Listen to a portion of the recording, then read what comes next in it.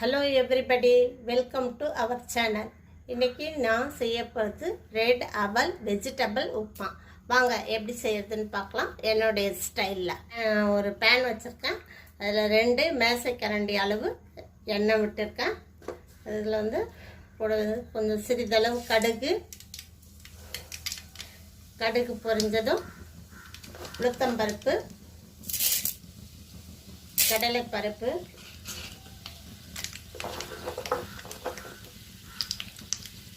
சீரகம், சிறிதளவு துருவிய இஞ்சி,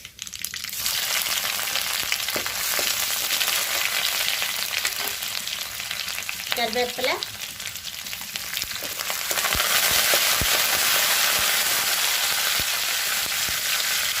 வெங்காயம்.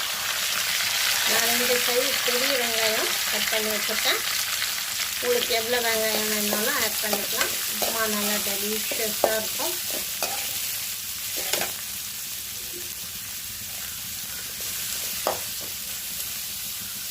வெங்காயம் வதங்க சிறிதளவு உப்பு சேர்த்துக்கலாம்.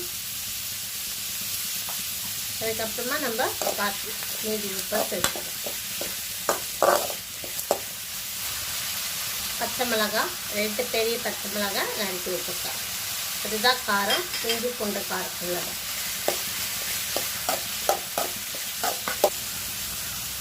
ஒரு பெரிய ஸ்பூன் அளவு இஞ்சி பூண்டு விழுது.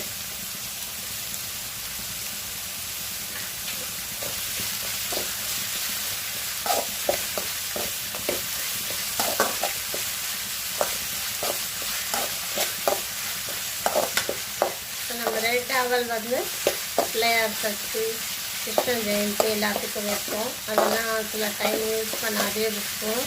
வேஸ்ட்டாக அப்படியே அப்புறமா பூச்சி கீழே போட்டுரும். இது மாதிரி ஒரு புலாவ் மாதிரி செஞ்சு கொடுத்தோம்னா பிள்ளைங்க எல்லோரும் ஈஸியாக சாப்பிட்லாம், நல்லாயிருக்கும். இது வந்து ஒரு பேலன்ஸான டயட்டில் கூட வச்சுக்கலாம். ரொம்ப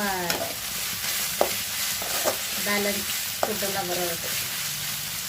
ஒரு 15 பீன்ஸு, ஒரு 2 பெரிய கேரட்டை பொடியாக நறுக்கி வச்சுருக்கேன். அதை ஆட் பண்ணிக்கலாம்.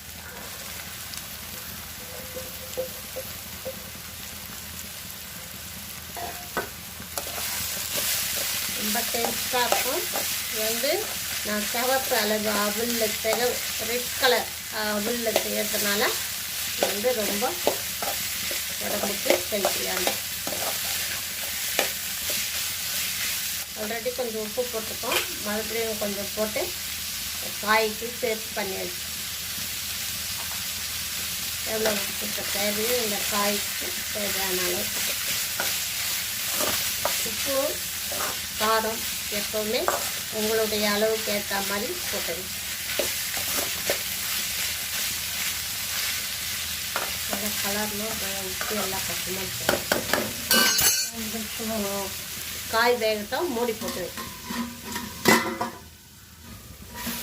கொஞ்சமாக மஞ்சள் பொடி போட்டுக்கலாம்.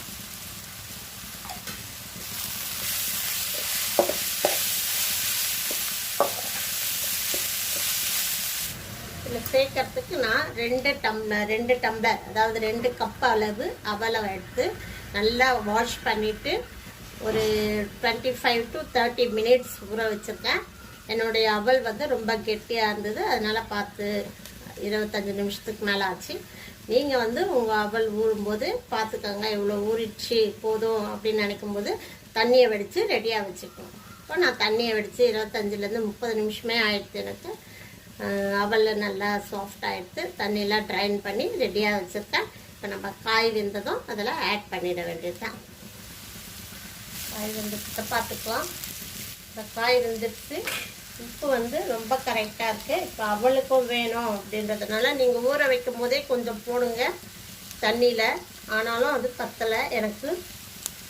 அதனால் மறுபடியும் கொஞ்சம் இந்த காயிலேயே ஆட் பண்ணி நான் அவளை போட்டு பரட்டிக்குவேன்.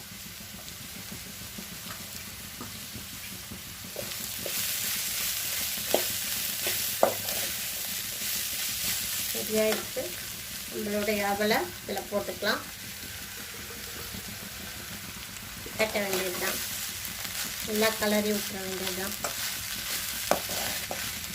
அவல் வெஜிடபிள் புலாவ் செம்ம பார்க்க எவ்வளோ அழகாக இருக்குது. இது நம்ம கிருஷ்ண ஜெயந்தி விநாயகர் சதுர்த்தி அதுக்கெலாம் கூட ஒரு டிஷ்ஷாக கூட செஞ்சு வச்சுட்டு நைட்டு டின்னராகவோ பிரேக்ஃபாஸ்ட்டாகவோ அழகாக சாப்பிட்டுக்கலாம். ரொம்ப பேலன்ஸ்டு ஃபுட்டு லிஸ்ட்டில் இதை கண்டிப்பாக நம்ம சேர்த்துக்கலாம். ஏன்னா அந்தளவுக்கு நான் இன்க்ரீடியன்ட்ஸ் ஆட் பண்ணியிருக்கேன் பாருங்கள். Beans, carrot, chilli, green chilli, மெயினானது வந்து ரெட் கலர் அவல். நான் அது வந்து கைக்குத்தல் அரிசியில் செய்கிற ஒரு அவல். ஒரு அடுப்பை மீடியம் ஃப்ளேம்லேயே வச்சுருங்க. அவல் போட்டதுனால அடி பிடிக்காத இருக்கும். அதுக்காக தான் இந்த டிஷ் உங்களுக்கு செய்யறதுக்கு மினிமம் ஒரு 7 மினிட்ஸ் கூட ஆகாது. மேக்ஸிமம் 7 மினிட்ஸ் கூட ஆகாது.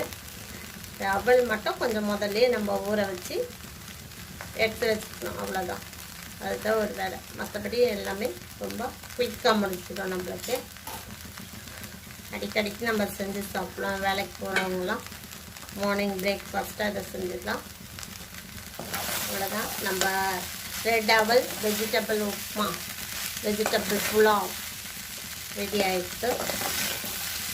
ரெட் அவல் புலாவ் சூப்பராக ரெடி ஆகிடுச்சு.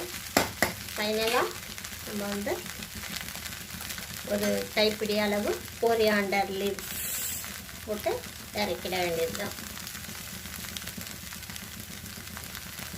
நவ் அவர் ரெட் அவல் வெஜிடபிள் புலாவ், ரெட் அவல் உப்புமா, காய்கறி போட்ட உப்புமா ரெடி ஆகிடுச்சு. சூப்பராக இருக்குது. டேஸ்ட் பண்ணி பார்த்துட்டேன் நான்.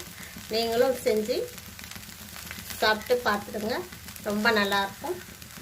இந்த வீடியோ உங்களுக்கு பிடிச்சிருந்தா ஷேர் பண்ணுங்கள், லைக் பண்ணுங்கள், சப்ஸ்கிரைப் பண்ணுங்கள். தேங்க்யூ.